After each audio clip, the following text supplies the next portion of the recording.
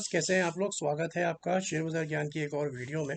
और इस वीडियो में हम बात करने वाले हैं एनएमडीसी के शेयर के बारे में, जो कि आज 5% उछल गया है और एक स्ट्रॉन्ग क्लोजिंग 111.1 के ऊपर में स्टॉक ने दी है।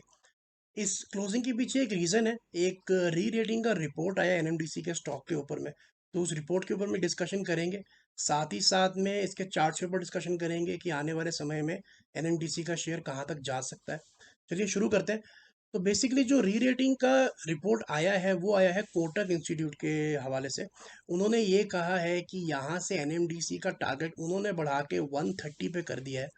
रीज़न क्या है उसका? तो बेसिकली देखिए, रीज़न उसका ये है कि एनएमडीसी का एक स्टील प्लांट डीमर्जर होना है, जिसके बाद में इनका ये मानना है कि कैपिटल एलोकेशन इंप्रूव होगा और कैश फ्लो ज़्यादा बढ़ जाएगा कंपनी के अंदर में। साथ ही साथ में कोटक इंस्टीट्यूशन का मानना ये है कि डिविडेंड पे आउट भी बढ़ेगा। अगर इस टाइम पे आप एनएमडीसी का करंट डिविडेंड पे आउट देखोगे लास्ट ईयर के हिसाब से, तो 13.95%, यानी कि 14% का आप मान के चले डिविडेंड यील्ड रहा है एनएमडीसी का। That is the highest dividend जहाँ तक मेरे को याद है किसी भी पीएसयू कंपनी का। और किसी कंपनी का इससे ज़्यादा हो तो मेरे को ध्यान में नहीं है उसका, लेकिन 14% इज़ वेरी वेरी ह्यूज। क्योंकि आपको ऑलमोस्ट एफडी रेट्स का डबल मिल रहा है यहाँ पे। कोल इंडिया वगैरह के अंदर में जो डिविडेंड मिलता है वो 9 10 11% तक सीमित हो जाता है, लेकिन ये 14% ऑलरेडी दे चुका है। और कोटक इंस्टीट्यूट का मानना ये है कि यहाँ से भी बढ़त होगी इसके अंदर में। प्रॉब्लम एनएमटीसी के अंदर में काफ़ी है। अगर एनएमटीसी के आयरन ओर के प्राइसेस आप देखोगे तो इस साल ऑलरेडी 46% तक कट कर चुके हैं वो, क्योंकि इंक्रीज़ हुआ है एक्सपोर्ट ड्यूटी के अंदर में।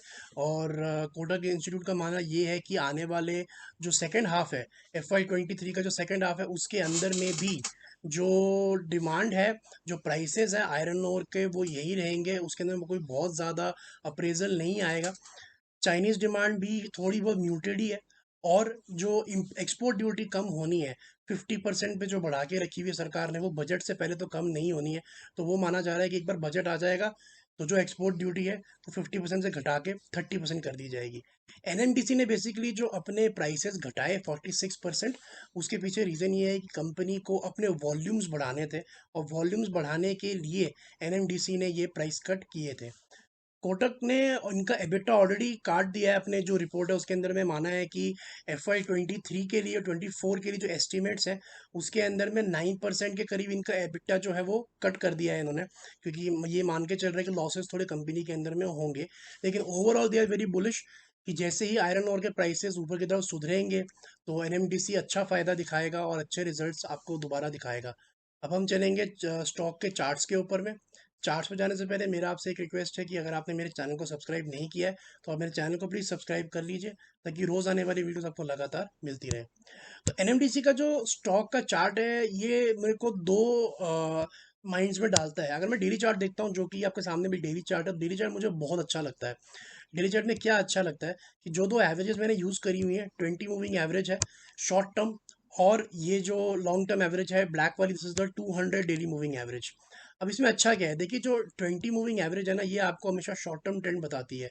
जिस डायरेक्शन में ये एवरेज होगी वहाँ पे आपको पता चलेगा कि ट्रेंड कहाँ पे है। तो क्लियरली अभी ऊपर की तरफ शेप कर रही है, इसका मतलब अभी का ट्रेंड जो है वो पॉजिटिव है। डेली चार्ट में एक और अच्छी चीज़ क्या है कि अगर आप इसकी ब्लैक लाइन को देखोगे, जो 200 डेली मूविंग एवरेज है, तो ये भी अब धीरे धीरे ऊपर की तरफ शेप होने लग पड़ी है। तो लॉन्ग टर्म ट्रेंड भी कहीं ना कहीं इसका ऊपर की तरफ में शेप हो रहा है, जो कि इस साल जुलाई के बाद से इसका बड़ा बुरा हाल था, मई से ही इसका बड़ा बुरा हाल है। अब जाके नवंबर एंड में जाके अब ये 200 डेली मूविंग एवरेज भी ऊपर की तरफ में शेप हो रही है। ये हो गई पहली बात। दूसरी बात जो मुझे अच्छी लगती है एनएमडीसी के डेली चार्ट्स के अंदर में, वो है इन दोनों एवरेजेस के बीच का गैप, जो कि बहुत ही बढ़िया है। मैंने हमेशा अपने वीडियोस में ये बताया कि जब भी ये एवरेजेस के बीच में गैप कम होता है तो वहीं से एक नए ट्रेंड की शुरुआत होती है, और जब भी एवरेज के बीच का गैप बढ़ जाता है तो वहाँ से एक ट्रेंड रिवर्सल देखने को मिलता है। तो यहाँ पे एनएमडीसी का डेली चार्ट क्लियरली सपोर्ट कर रहा है कि यहाँ पे एक डेली बेसिस के ऊपर में एक नया ट्रेंड बनने का पूरा पूरा चांसेस है।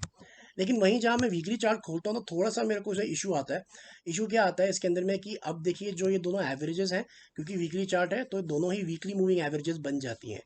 तो इस टाइम पे जो एनएमडीसी का प्राइस है जो कि 111 पे चल रहा है, अगर हम इसकी 20 वीकली मूविंग एवरेज का देखेंगे तो ये है अराउंड 89 रुपीज़ पे। स्टॉक के प्राइस में और 20 मूविंग एवरेज के प्राइस में जो गैप है वो मुझे पसंद नहीं है।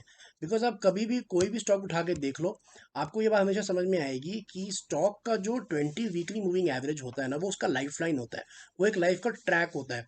स्टॉक अपने 20 मूविंग एवरेज से दूर भाग सकता है, लेकिन अल्टीमेटली उसको घूम के अपनी 20 मूविंग एवरेज पे आना ही आना है। तो मेरा ये मानना है कि थोड़ी बहुत सॉफ्टनेस वीकली चार्ट पे उसकी दिख सकती है। इसका मतलब ये है कि शॉर्ट टर्म में बहुत ज़्यादा भागने नहीं वाला है ये। 111 पे चल रहा है, तो मुझे लगता है थोड़ा सा सॉफ्टनेस इसके अंदर में आएगा और दोबारा से 195 के करीब ये थोड़ा स्टेबलाइज होके फिर ये अपनी 130 की जर्नी, जैसा कोटक ब्रोकरेज का मानना है, वहाँ की रिज्यूम करेगा, just because of this gap that is been created between the stock and the average. तो कहीं ना कहीं ये गैप कम होना जरूरी है। तो या तो एवरेज ऊपर की तरफ कैचअप करेगी या तो स्टॉक नीचे आएगा।